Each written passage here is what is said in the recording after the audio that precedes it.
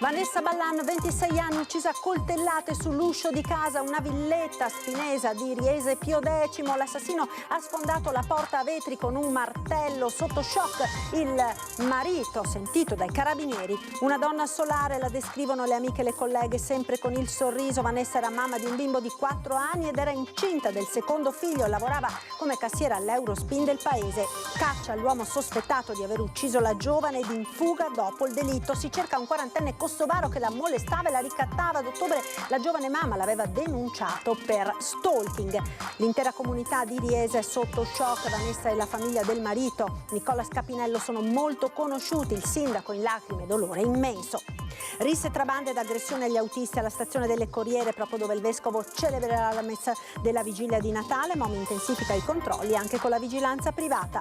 Nuova assessora alla cultura del comune di Treviso, Maria Teresa De Gregorio, già direttrice della direzione beni e attività culturali della regione del Veneto. Radioterapia, posata la prima pietra della nuova sede dello IOV di Castelfranco Veneto. Per la realizzazione è previsto un maxi investimento da 30 milioni di euro.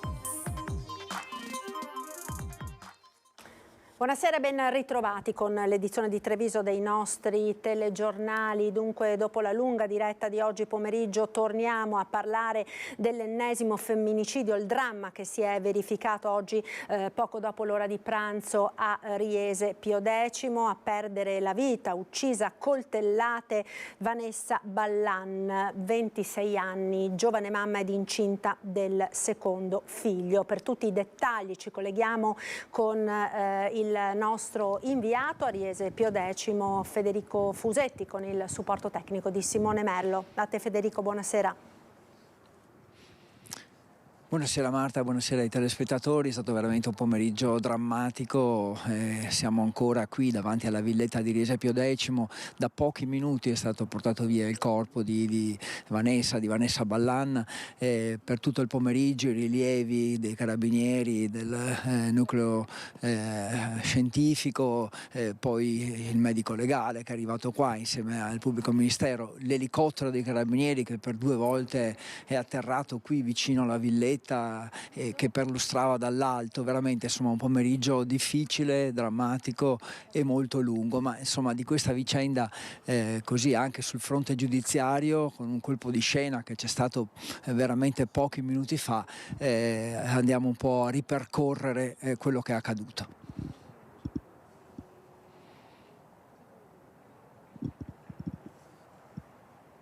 Freddata con diverse coltellate sull'uscio di casa, è morta così poco dopo l'ora di pranzo Vanessa Ballan, 26 anni, mamma di un bimbo di 4 ed incinta del secondo. Abitava in questa villetta in via Fornasette a Spineda di Riese Pio X.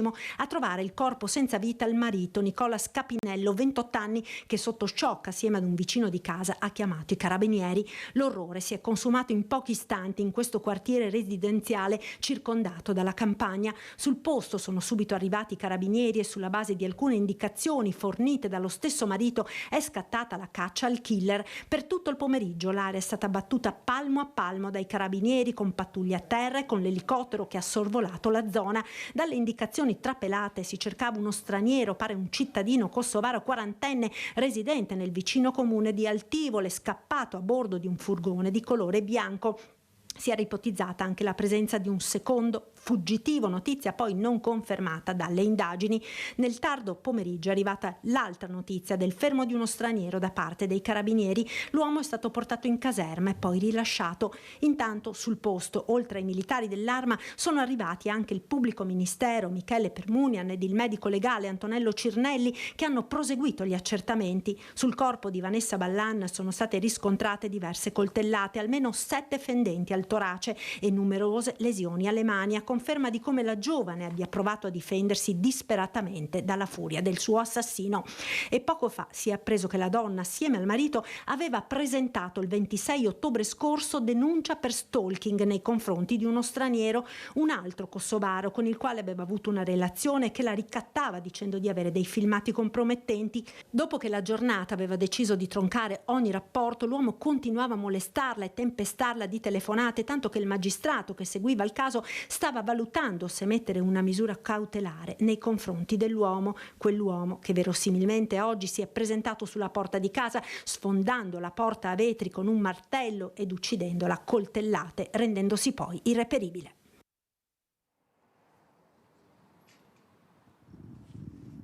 Questo è quanto è stato ricostruito finora, poi domani ovviamente avremo nuovi e numerosi particolari. Una donna, Vanessa, ben voluta da tutti, abbiamo sentito i vicini, gli amici, insomma siamo riusciti a raccogliere anche le voci di alcune colleghe. Lavorava in un supermercato non lontano da qui, nel centro di Riese, e davvero la descrizione fatta da tutti è di una donna splendida. Sentiamo. Vanessa Ballan aveva già assieme al suo compagno un bambino di 5 anni e adesso aspettava un altro bambino, era incinta di 3 mesi. Sì, non sono sicura di quanto tempo perché non... però sì, si sapeva al lavoro che era andata via per maternità. Quindi era a casa adesso in questo periodo per maternità? Sì, sì. Da quanto tempo è che non la vedeva? 3 settimane più o meno. Io sono arrivata a casa da lavoro e mi è stato detto c'è stato un omicidio oggi, e sono andata subito a cercare e ho visto che era lei.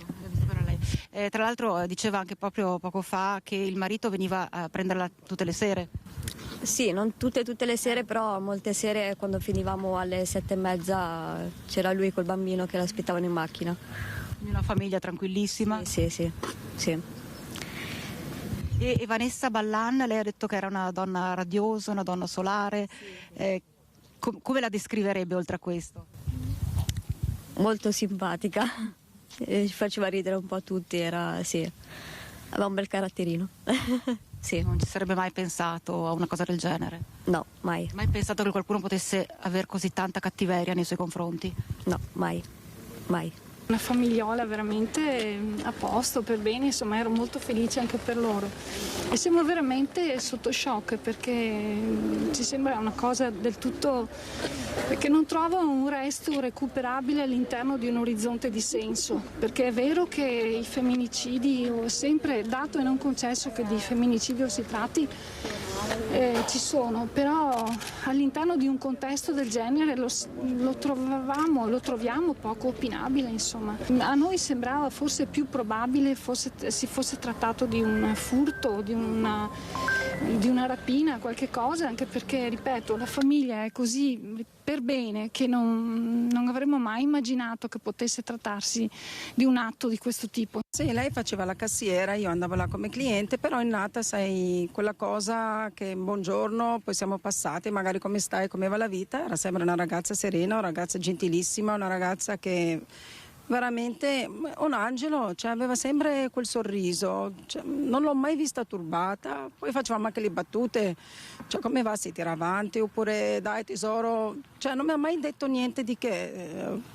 Cosa fai di sabato? Facevo, vado a casa, ho i 3 figli, mi fa stai sempre di corsa.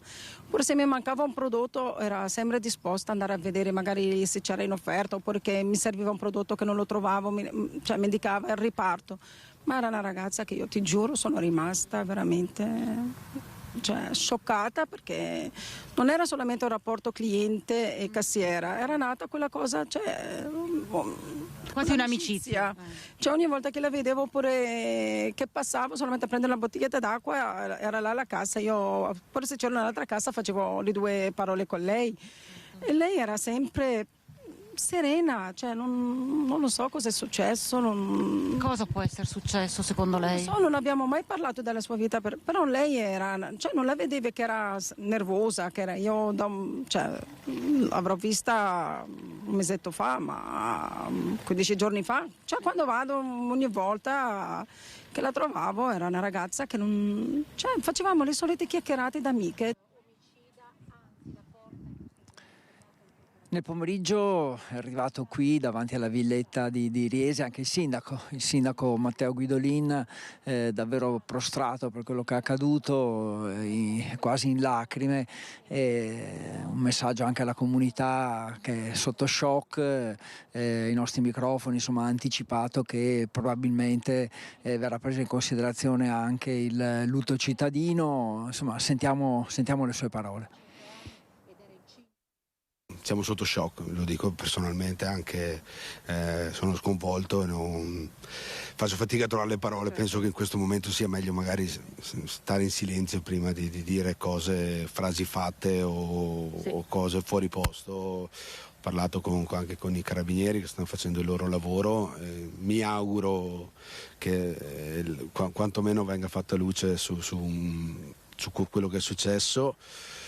E il mio pensiero va alla famiglia, al bambino di Vanessa e cercheremo di essere più vicini possibile alla famiglia, a tutte le famiglie, perché ovviamente è una tragedia che sconvolge molti nuclei familiari, che sconvolge molte comunità e anche noi ovviamente ne siamo partecipi e cercheremo di fare il nostro dovere.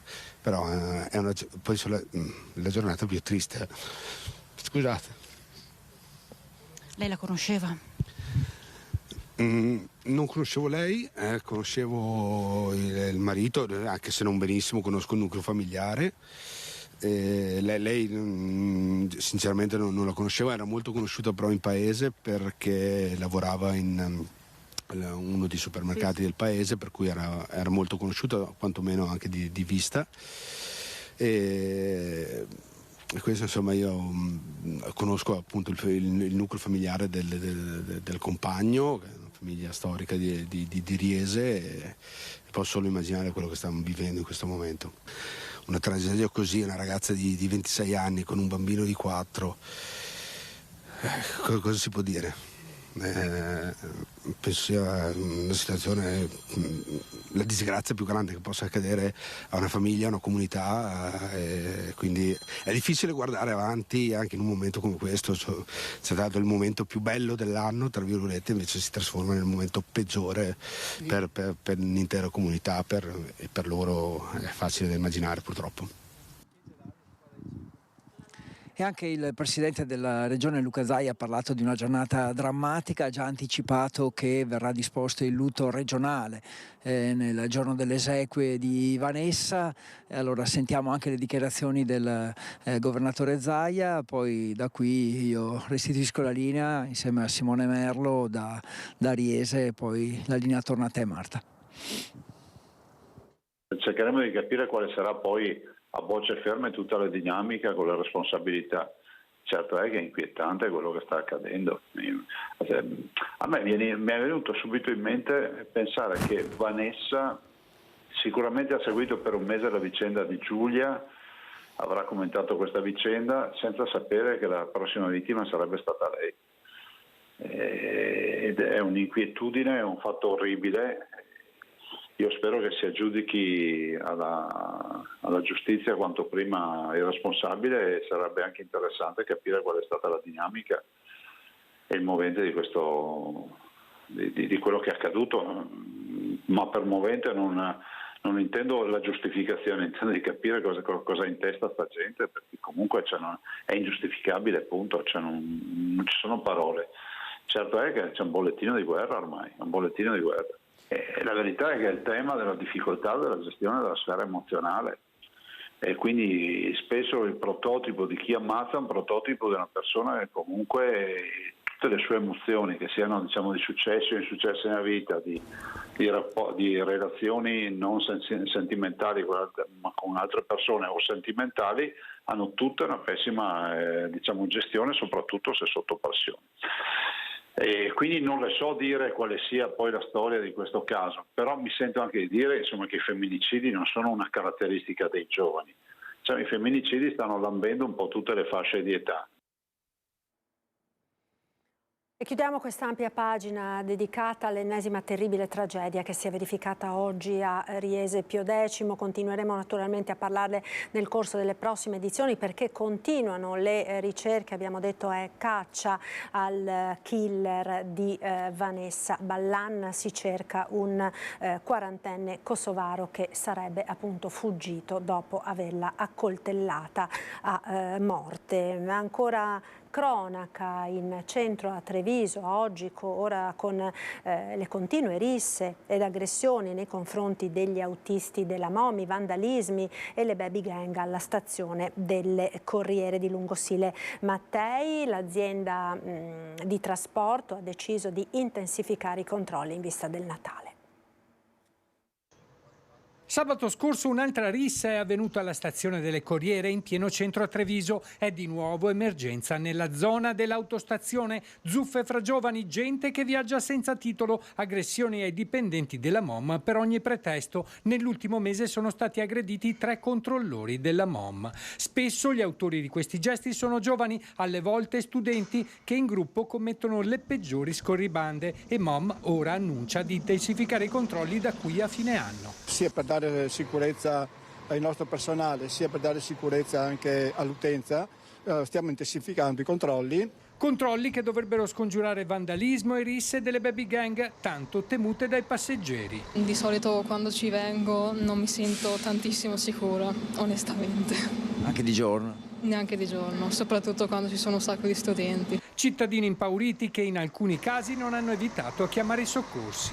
È stato chiesto l'intervento, i carabinieri sono arrivati e la cosa si è calmata, però non pensavo, anche in centro ho visto qualche banda. Non è un caso che il vescovo Monsignor Michele Tomasi abbia scelto la zona della stazione MOM come sito per la messa della vigilia di Natale, anche per stare vicino alle persone più emarginate. Ben volentieri abbiamo dato il nostro assenso per trovare un posto adatto per fare questa ricorrenza che è fondamentale e importante. La scelta del vescovo Michele Tomasi è condivisa favorevolmente anche dal sindaco Mario Conte. Celebrare una messa, la messa di Natale, proprio in quei luoghi dove questi giovani talvolta manifestano appunto il loro disagio in modo sbagliato, possa essere un momento di riflessione che va nella direzione dell'educazione, del rispetto e del senso civico.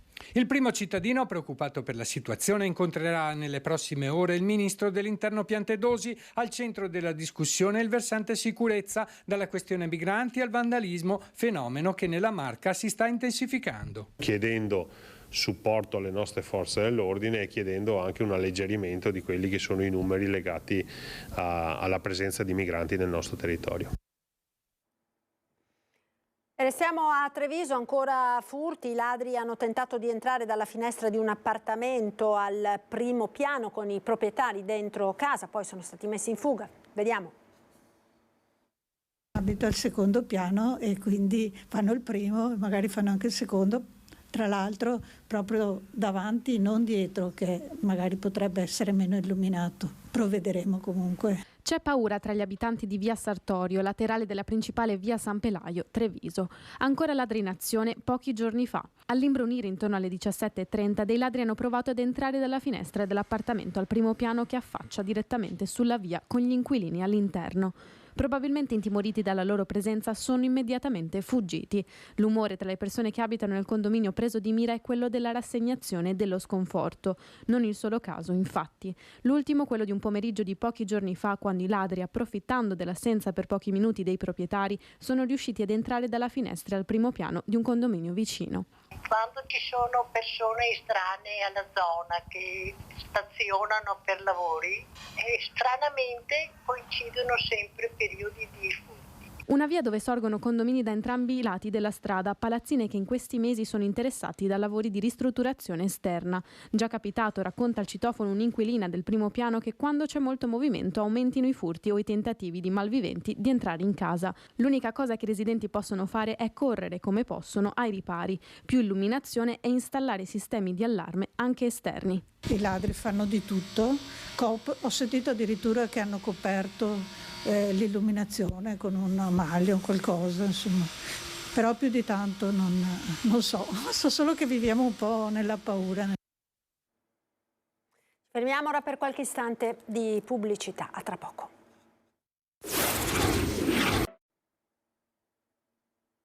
Eccoci di nuovo in diretta, TG di Treviso, presentata stamane la nuova assessora alla cultura del comune. Prenderà l'incarico il 1° gennaio Maria Teresa De Gregorio, già direttrice della direzione beni e attività culturali della Regione Veneto.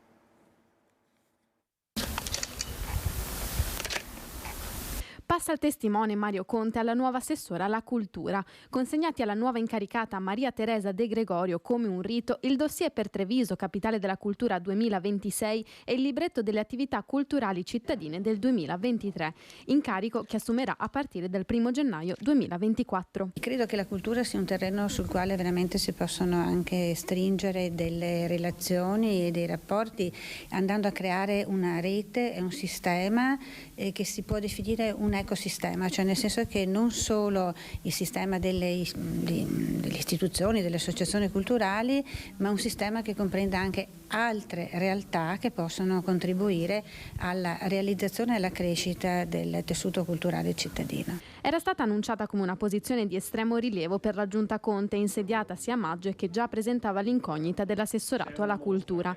Promessa mantenuta, Maria Teresa De Gregorio, già direttrice della direzione beni e attività culturali della Regione Veneto, prende le redini dell'amministrazione culturale della città.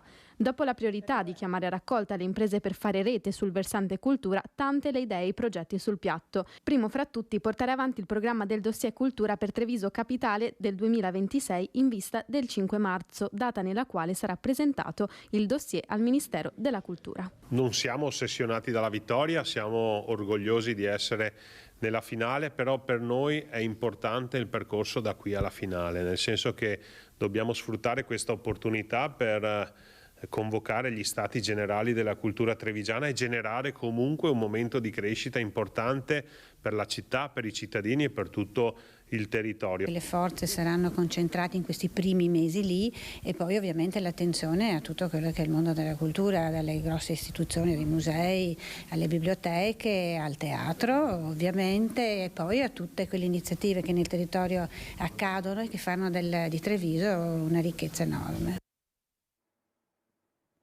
La sanità ora posata questa mattina la prima pietra della nuova sede della radioterapia dello IOV di Castelfranco, maxi investimento da 30 milioni di euro.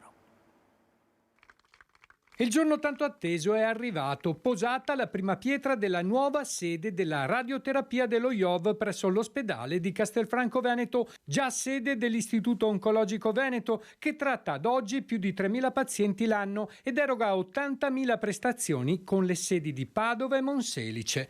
In questo campo dietro l'ospedale sorgerà un centro all'avanguardia con ambulatori, un'area per radioterapisti, fisici, tecnici ed infermieri e un centro direzionale. Presidente ha parlato di un nuovo ospedale in un ospedale.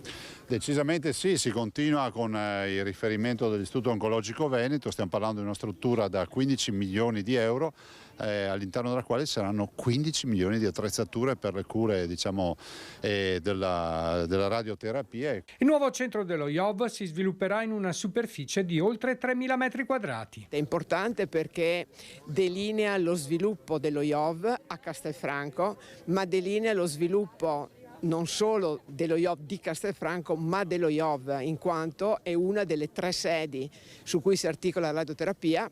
Avrà una macchina importante, innovativa, che è l'RMN Linac, che non abbiamo nelle altre 2 sedi, e poi avrà come prima battuta un ulteriore acceleratore lineare per poter ovviamente ampliare la numerosità dell'offerta. Nei 12 mesi di cantiere è prevista la realizzazione di 2 bunker contenenti quanto di più tecnologicamente avanzato per la radioterapia, più altri 2 bunker lasciati al grezzo. Avrà 4 bunker in cui installare 4 apparecchiature di ultima generazione, quindi di alta tecnologia.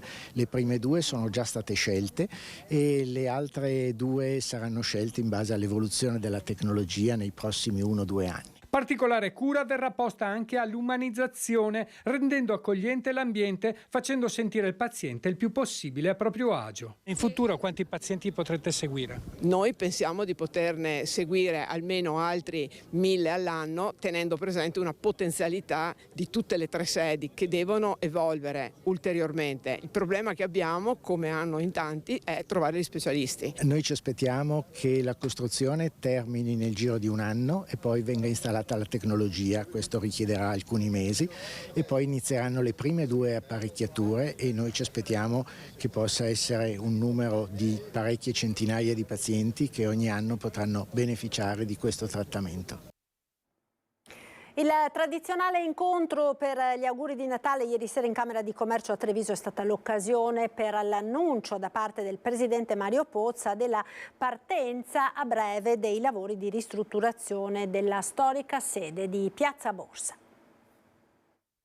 Non molto partirà anche la ristrutturazione di questo edificio, probabilmente questo sarà l'ultimo anno che faremo gli auguri di Natale e quindi ci sarà una riqualificazione di questo quadrante molto importante, un'operazione che vede dopo tanti anni effettivamente investire nel centro storico e portare e mantenere nel centro storico un'attività viva delle nostre imprese.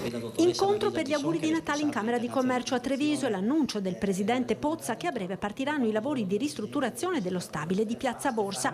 Dopo lunghe vicissitudini che avevano portato il presidente della Camera di Commercio ad ipotizzare pure il trasferimento a Villa Franchetti, finalmente la notizia tanto attesa che porterà ad una riqualificazione dell'intero quadrante nel cuore della città, ma al centro da decenni di episodi di degrado e talvolta pure di violenza. La festa degli auguri di Natale è stata anche l'occasione per fare il punto sulle prospettive future del sistema economico territoriale.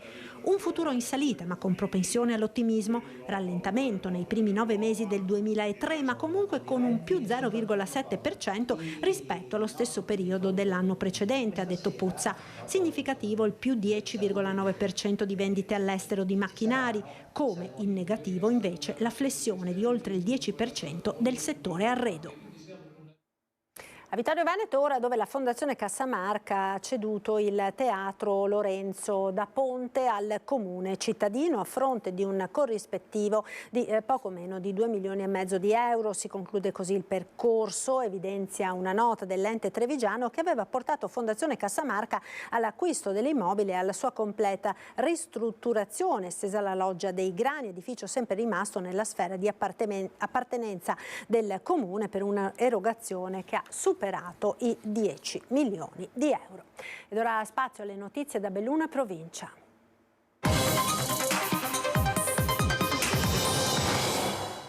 Olimpiadi Milano Cortina, era attesa la riunione della Fondazione Olimpica per questo pomeriggio, ma l'esito è stato ancora una volta interlocutorio e l'incontro è durato poco meno di 2 ore per essere aggiornato al prossimo 22 dicembre. Il countdown segna meno 650 giorni. Il sindaco di Cortina Lorenzi: devo essere fiducioso e ottimista. A fronte della tempistica che Simico sta cercando di mettere a terra il prima possibile, tutta la documentazione non era ancora stata vista da tutti e soprattutto ancora trasmessa, e quindi si sta aspettando che questa documentazione venga trasmessa quanto prima in maniera tale che poi ognuno possa fare le proprie valutazioni nel merito. Ancora una fumata grigia mentre il conto alla rovescia olimpico segna inesorabilmente meno 650 giorni al via dei giochi a 5 cerchi, dove si disputeranno le gare di bob, slittino e skeleton. È ancora tutto da definire. Cortina è stata rimessa in corsa dal governo con uno sprint richiesto dal ministro Salvini, che ha garantito un progetto snello, senza fronzoli e soprattutto senza aggravio di costi. Ma in gioco c'è anche Cesana, Torino, con il suo budello all'ammoniaca da riamodernare, costruito per le Olimpiadi invernali del 2006. Alla riunione della Fondazione in agenda per le 14 di oggi, contro tutte le previsioni, non è arrivato un piano, si dica uno, né per Cortina né per Cesana, e alla fine i soci sono stati riconvocati per il prossimo 22 dicembre. Si sta aspettando che arrivi la documentazione a tutti gli interlocutori in maniera tale che si possa ognuno approfondire quelli che saranno i temi che verranno trattati nella prossima riunione del 22. Ieri il ministro Abodi, a margine della presentazione della partnership olimpica con le Ferrovie dello Stato, ha detto che una pista da qualche parte ci sarà.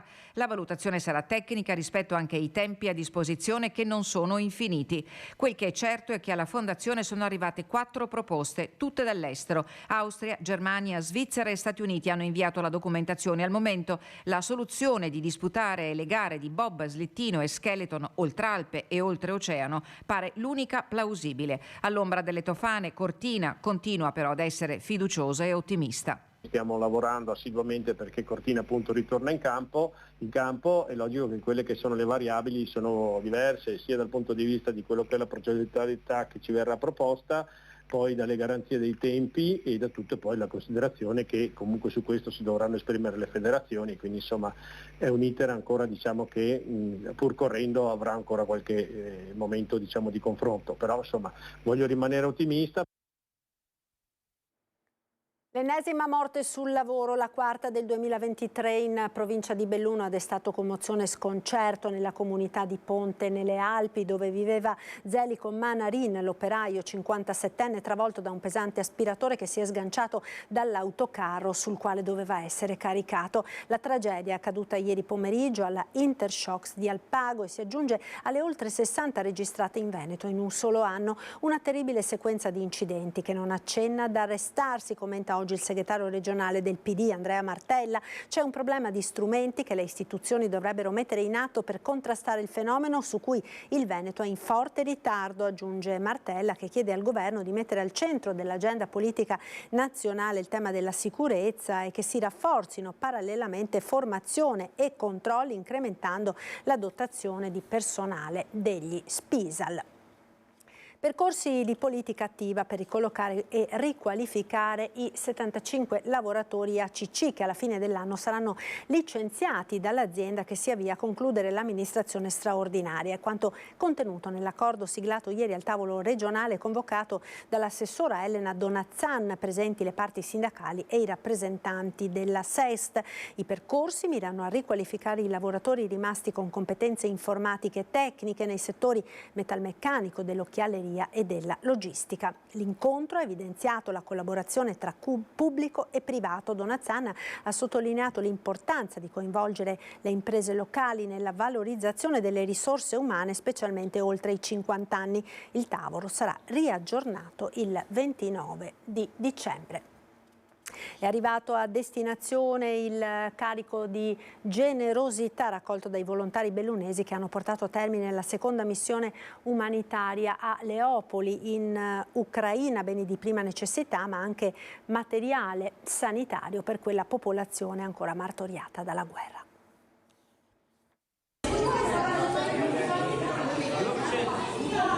La gioia di calzare dopo tanto tempo un paio di scarpe da ginnastica nuove e fiammanti, un dolcetto in mano, immagini che parlano da sole, che più di ogni altro commento fanno sintesi della soddisfazione e dell'emozione che la missione umanitaria in Ucraina, la seconda in un anno, ha lasciato nel cuore dei volontari.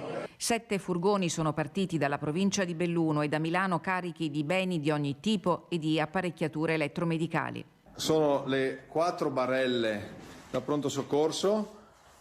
Qui abbiamo l'ecografo, Esaote, i 2 ventilatori per anestesia Leon, i 5 aspiratori, i 100 termometri a infrarossi, i 5 aspiratori chirurgici, le 5 BiPAP, i 2 monitor multiparametrici. Destinazione Leopoli, seminario greco-cattolico diretto da padre Ior. e il centro di cura degli orfani dell'Arcidiocesi, dove alloggiano e sono assistiti bambini affetti da autismo e da altre patologie, oltre a una quarantina di bambini e ragazzi dai 6 ai 15 anni rifugiati della guerra.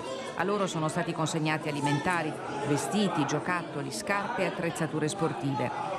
Freddo e pioggia costante hanno contrassegnato il lungo viaggio di 3.000 chilometri che i volontari hanno affrontato con grande forza d'animo. Antonio Paniz, Walter De Paris, Renzo Spacone, Giorgio Bottegalla, Gabriella e Claudio Canale, i componenti della spedizione bellunese aiutata dagli alpini, dalla Protezione Civile, dalla Caritas, dal Comune di Santa Giustina, da un'attività commerciale di Lamon e da numerose aziende del milanese. Il materiale elettromedicale è stato consegnato al seminario e sarà destinato agli ospedali nell'area del fronte come supporto alle proprie necessità.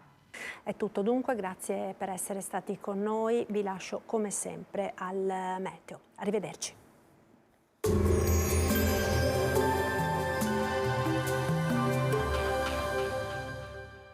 Società Agricola Torresan, dai nostri animali nati e allevati nel cuore del Montello, solo carne e salumi genuini. Benvenuti al meteo. Regime anticiclonico in lieve diminuzione, tuttavia il tempo si manterrà stabile. Vediamo dunque il dettaglio di mercoledì 20 dicembre. Sul Veneto il cielo si presenterà molto nuvoloso e a tratti coperto al mattino. Sono attesi dei banchi di nebbia sulle zone pianeggianti. Dal pomeriggio invece, e ce lo mostra la grafica, il cielo sarà via via più soleggiato. Temperature in lieve calo, minime tra lo 0 e 1 grado, massime tra 5 e 7 gradi all'incirca. Spostiamoci ora sul Friuli Venezia Giulia.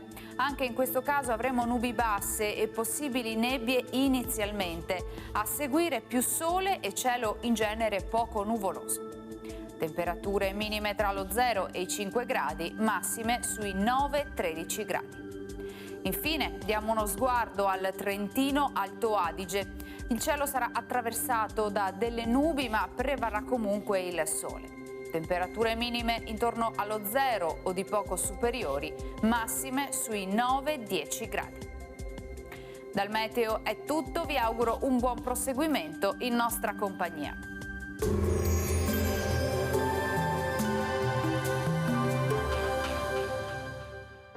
Società Agricola Torresan, dai nostri animali nati e allevati nel cuore del Montello, solo carne e salumi genuini.